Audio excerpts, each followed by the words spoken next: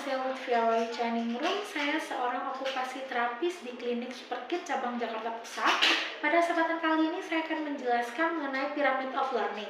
Nah, untuk Pyramid of Learning atau piramida belajar dikembangkan oleh Tyler dan Trott pada tahun 1991. Nah, Pyramid of Learning bisa digunakan dasar intervensi oleh seorang okupasi terapi. Untuk yang pertama, jadi dasar dari Pyramid of Learning adalah sistem saraf pusat.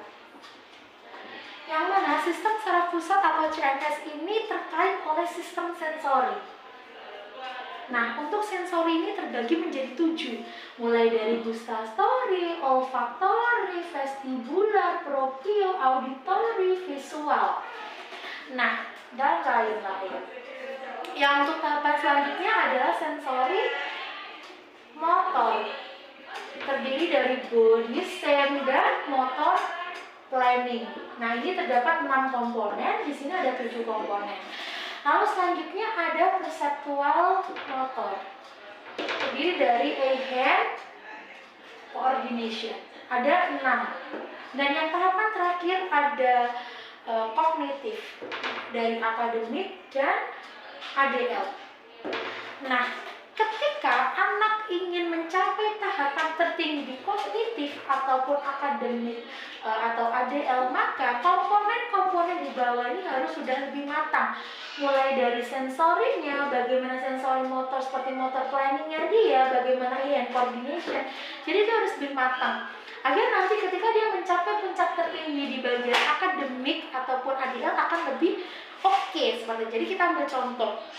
Misalkan anak dia orang tua ingin anaknya bisa mengencingkan baju atau berpakaian. Nah, komponen apa saja yang harus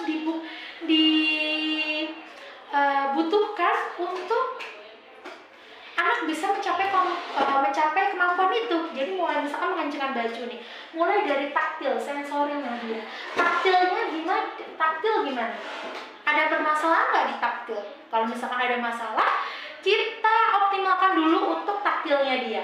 Lalu, bagaimana di sensori motor untuk motor planningnya dia? Gimana dia caranya mengencingkan batu tuh, ada motor planningnya gimana?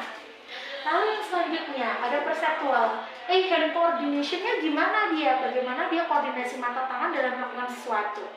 Nah, ketika komponen-komponen ini oke, maksimal, optimal, matang, anak akan bisa dalam komponen ADL mengencingkan baju. Jadi dasar dari Pyramid of Learning adalah kemampuan dasar, mulai dari sensori motor, dan perseptual ini harus sudah matang. Kalau misalkan sudah matang, anak akan kemampuan di atas ini akan lebih maksimal.